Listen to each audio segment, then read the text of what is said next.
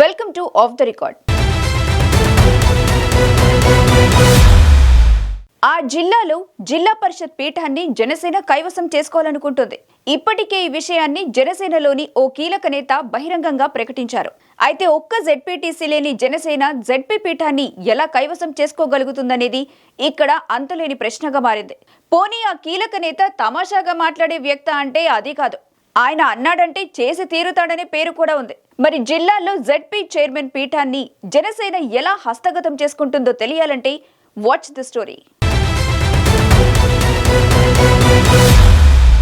ప్రకాశం జిల్లా జెడ్పీ పీఠంపై బాలినేని శ్రీనివాసరెడ్డి చేసిన వ్యాఖ్యలు ప్రస్తుతం జిల్లా రాజకీయాల్లో దుమారం రేపుతున్నాయి. ఇప్పటికే ఈ విషయంపై జెడ్పీ చైర్పర్సన్ బూచేపల్లి వెంకయ్యమ్మ బాలినేనిపై నిప్పులు చెరిగారు. దమ్ముంటే జిల్లా పరిషత్ కుర్చీని టచ్ చేయమంటూ సవాల్ విసిరారు. దీంతో బాలినేని వైసీపీల మధ్య జెడ్పీ వార్ ఓ రేంజ్ లో సాగుతుంది. ఇటీవల జరిగిన జనసేన ఆవిర్భావ సభలో ప్రకాశం జిల్లా పాలిటిక్స్ లో సీనియర్ నేతగా పేరున్న బాలినేని మాట్లాడారు. అయితే మొదట జగన్ పై విమర్శలు ఎక్కుపెట్టిన బాలినేని తర్వాత జిల్లా పరిషత్ పీఠంపై సంచలన వ్యాఖ్యలు చేశారు. పవన్ కళ్యాణ్ ఓకే అంటే ప్రకాశం జిల్లా జెడ్పీ చైర్మన్ గా ఉన్న బూచేపల్లి వెంకయ్యమ్మను గద్దె దించుతానని కామెంట్ చేశారు. దీంతో ఒక్కసారిగా జిల్లాలోని వైసీపీలో ఆగ్రహ జ్వాలలు రగిలాయి. జగన్ పై మాట్లాడినందుకే ఒక పక్క ఫ్యాన్ పార్టీ నేతలు రగిలిపోతుంటే జెడ్పీ పీఠం గురించి కూడా మాట్లాడేసరికి ఒక్కసారిగా బాలినేనిపై బ్లాస్ట్ అయ్యారు. వరుస ప్రెస్ మీట్లతో బాలినేనిపై మాటల దాడి మొదలుపెట్టారు.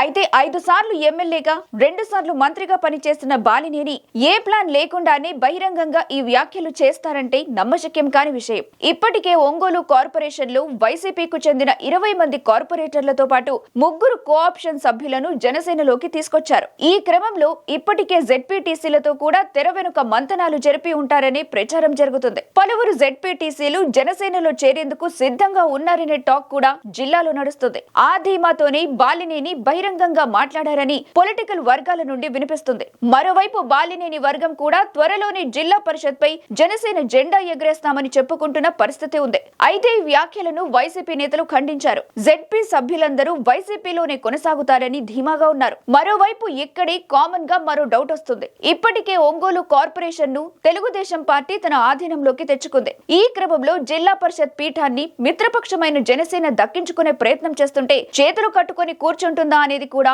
ఆలోచించాల్సిన విషయమే.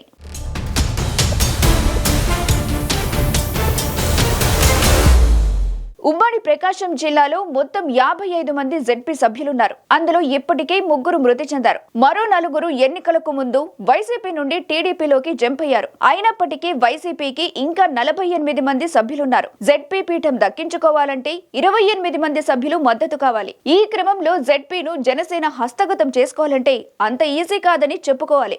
అందులోనూ జిల్లా పరిషత్ పీఠం బూచేపల్లి కుటుంబం చేతిలో ఉంది. వైసీపీ జిల్లా అధ్యక్షుడిగా బూచేపల్లి శివప్రసాద్ రెడ్డి ఉన్నారు. ప్రభుత్వం మారిన దగ్గర నుండి ఆయన జెడ్పీ సభ్యుల మీద ఆయన చూపించే కేర్ మరింత పెరిగిందని చెప్పుకోవాలి. ఎప్పుడూ వారితో టచ్ లో ఉంటూ వారిని బుజ్జగిస్తున్నారు. ఈ పరిస్థితుల్లో మ్యాజిక్ ఫిగర్ సభ్యులు జనసేన వైపు రావటం అంటే కష్టమనే చెప్పుకోవాలి. దీంతో పాటు బాలినేని చేసిన వ్యాఖ్యలతో వైసీపీ నేతలు మరింత అలర్ట్ అయిన పరిస్థితి కనబడుతుంది.